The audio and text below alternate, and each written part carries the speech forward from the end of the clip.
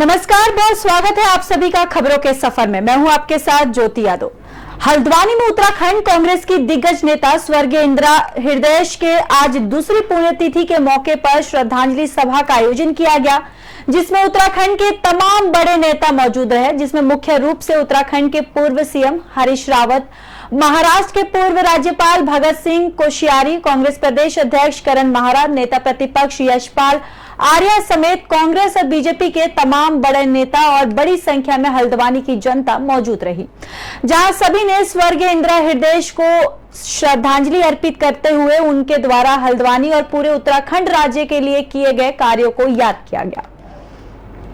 तो आज इंदिरा हृदय की श्रद्धांजलि दी गई है। साथ ही साथ आपको बताते चले कि इस अवसर पर मुख्यमंत्री सीएम पुष्कर सिंह धामी भी थे और साथ ही साथ आपको बताते चले कि श्रद्धांजलि सभा का आयोजन किया गया और जिसमें उत्तराखंड के तमाम बड़े नेता मौजूद रहे, जिसमें मुख्य रूप से उत्तराखंड के पूर्व सीएम हरीश रावत, महाराष्ट्र के पूर्व राज्यपाल भगत सिंह कोश्यारी, कांग्रेस प्रदेश करण महाराज, नेता प्रतिपक्ष यशपाल आर्या समेत कांग्रेस और बीजेपी के तमाम बड़े नेता और बड़ी संख्या में हल्द्वानी की जनता भी मौजूद रही। वहीं सभी ने स्वर्गीय इंदिरा हृदय को श्रद्धांजलि अर्पित करते हुए उनके द्वारा हल्द्वानी और पूरे उत्तराखंड के राज्यों के लिए कार्यों को याद किया।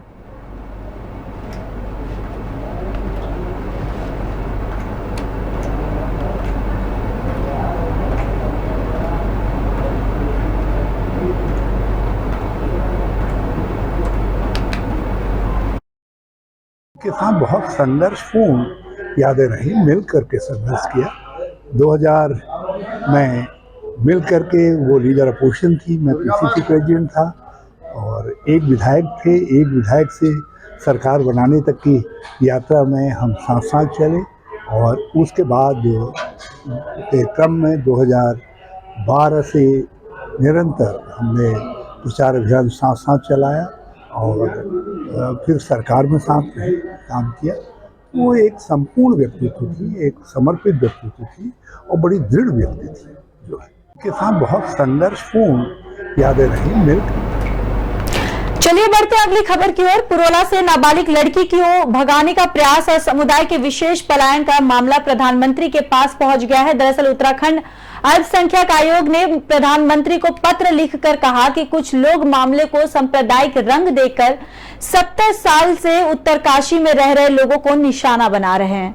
आयोग की ओर से लिखे पत्र में यह भी कहा गया कि उत्तरकाशी से समुदाय विशेष के लोगों ने आयोग को इससे संबंधित प्रार्थना पत्र, फोटो और ऑडियो भेजे हैं। बीजेपी के अल्पसंख्यक मोर्चे के जिला अध्यक्ष को भी दुकान और मकान खाली कर उत्तरकाशी से जाने के लिए मजबूर किया जा रहा है। दरअसल 45 दुकानों में तोड़फोड़ की गई और घटनाएं ये भी सामने आई हैं, जिसके बाद से समुदाय विशेष के लोग डर और खौफ में है।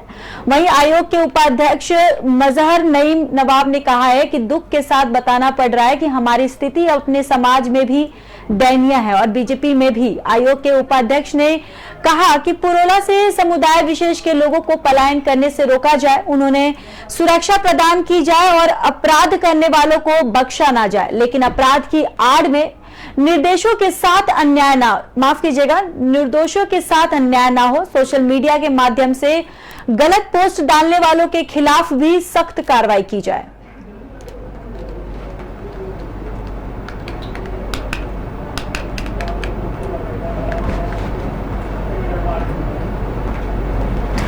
उत्तरकाशी जिले के पुरोला में 15 जून को प्रस्तावित महापंचायत पर पुलिस के सख्त रुख के बाद ग्राम प्रधानों का संगठन बैकफुट पर आ गया है, लेकिन अब विश्व हिंदू परिषद और बजरंग दल जैसे हिंदूवादी संगठन खुलकर सामने आ गए हैं।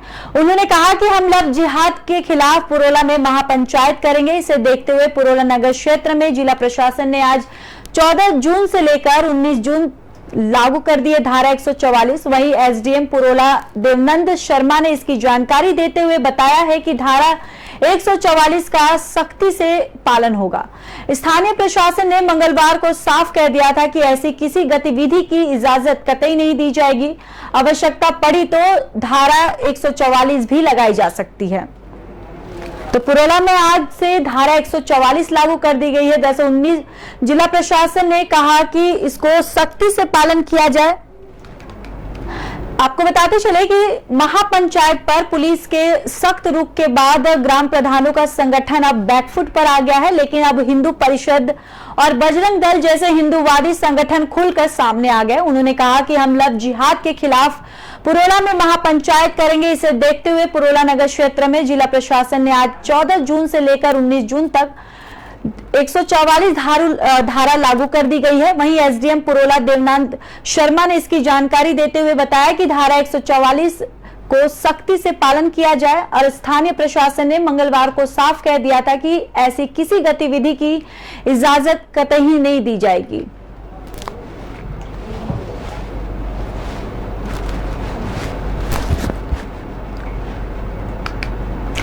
उत्तराखंड सरकार तीर्थ यात्रियों के सकुशल चारधाम यात्रा को लेकर लगातार सकारात्मक कदम उठा रही है। दरअसल सभी तीर्थ यात्री देवभूमि उत्तराखंड से एक अच्छा संदेश लेकर जाए, इसको लेकर अधिकारी लगातार अपने अधीनस्थ कर्मचारियों को लगातार दिशा निर्देश दे रहे हैं और कुछ ऐसे लोग भी हैं जो तीर्थ यात्रियों के साथ अभद्र व्यवहार कर सरकार की साख पर बट्टा लगा रहे। इसी के तहत पैदल मार्ग पर श्रद्धालुओं के साथ मारपीट करने वाले घोड़ा खच्चर संचालकों के विरुद्ध मुकदमा दर्ज हुआ है। पुलिस अधीक्षक रुद्रप्रयाग ने प्रचलित केदारनाथ धाम यात्रा को सुगम, सरल और सुरक्षित बनाए जाने के लिए अधीनस्थ सभी प्रभारियों को निर्देश दिए गए हैं। 11वें ज्योतिर्लिंग बाबा केदार के दर पर पहुंच रहा है। हर एक श्रद्धालु स्वयं को सुरक्षित महसूस कर सके।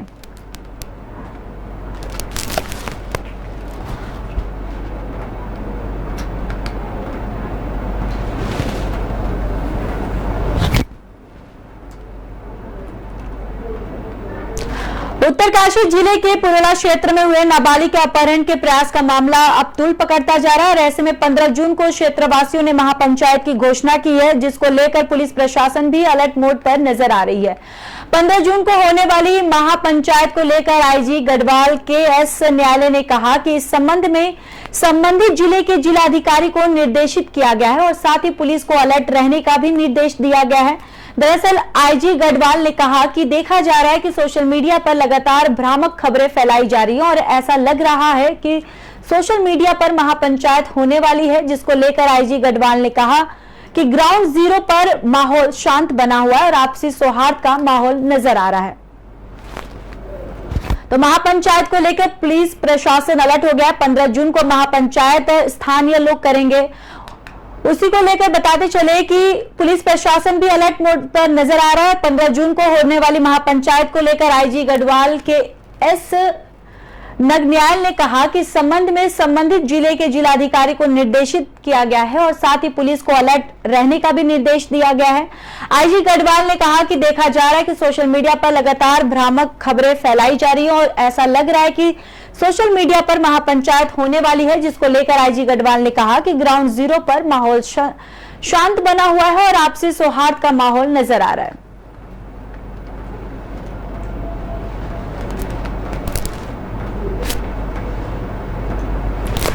तो वही आपको बताते चले कि जागेश्वर उत्तराखंड के 5वें धाम के रूप में प्रसिद्ध जागेश्वर धाम में आगामी 21 जून को अंतर्राष्ट्रीय योग दिवस धूमधाम से मनाया जाएगा और राज्य स्तरीय इस कार्यक्रम में मुख्य अतिथि के रूप में मुख्यमंत्री पुष्कर सिंह धामी शिरकत करेंगे।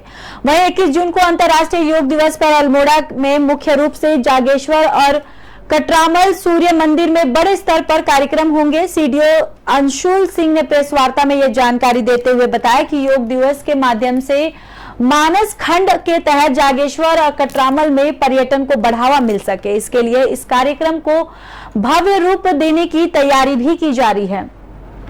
तो अंतर्राष्ट्रीय योग दिवस धूमधाम से मनाया जाए, इसको लेकर सभी तैयारियां चल रही हैं और आपको बताते चले कि 21 जून को अंतर्राष्ट्रीय योग दिवस धूमधाम से मनाया जाएगा, जहां पर राज्य स्तरीय इस कार्यक्रम में मुख्य अतिथि के रूप में मुख्यमंत्री पुष्कर सिंह धामी शिरकत करेंगे। वहीं 21 जून को अंतर्राष्ट्रीय योग दिवस पर अल्मोड़ा में मुख्य रूप से जागेश्वर और कटरामल सूर्य मंदिर में बड़े स्तर पर कार्यक्रम होंगे, जहां पर सीडीओ अंशुल सिंह ने प्रेस वार्ता में यह जानकारी देते हुए बताया कि योग दिवस के माध्यम से मानस खंड के तहत जागेश्वर और कटरामल में पर्यटन को बढ़ावा मिल सके और इसके लिए इस कार्यक्रम को भव्य रूप देने की भी तैयारी की जा रही है।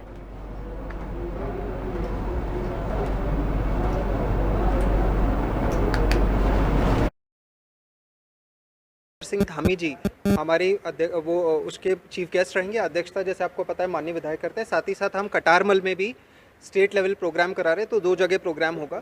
हमारा एम ये है कि इन प्रोग्राम के थ्रू हम अपने जो धाम है, मानसखंड के जो 2 धाम है, जागेश्वर और कटारमल, उसकी टूरिज्म प्रमोट कर सकें और हमारी जो योग की हमारी जो एंशिएंट हिस्ट्री है उसको भी हम प्रमोट कर सकें।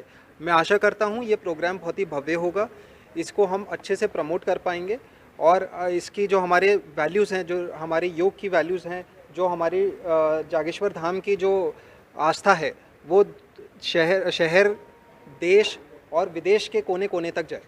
सिंह धामी जी।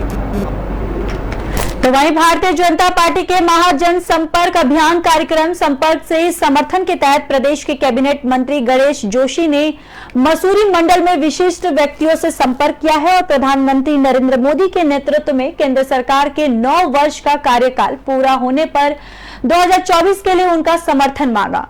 इस मौके पर कैबिनेट मंत्री गणेश जोशी ने कहा कि 9 साल में जहां केंद्र सरकार ने विकास को लेकर नए आयाम स्थापित किए हैं, वहां प्रदेश की पुष्कर सिंह धामी की सरकार लगातार बड़े और कड़े फैसले लेकर प्रदेश को विकास की ओर अग्रसर कर रही है। तो जनसंपर्क अभियान का आयोजन किया जाए, जहां पर कार्यकर्ताओं ने लोकसभा निकाय चुनाव को लेकर चर्चा की गई है। दरअसल 9 वर्ष का कार्यकाल पूरे होने पर 2024 के लिए उनका समर्थन मांगा है। इस मौके पर कैबिनेट मंत्री गणेश जोशी ने कहा है कि 9 साल में जहां केंद्र सरकार ने विकास को लेकर नए आयाम स्थापित किया है, वह प्रदेश की पुष्कर सिंह धामी की सरकार लगातार बड़े और कड़े फैसले लेकर प्रदेश को विकास की ओर अग्रसर कर रही है।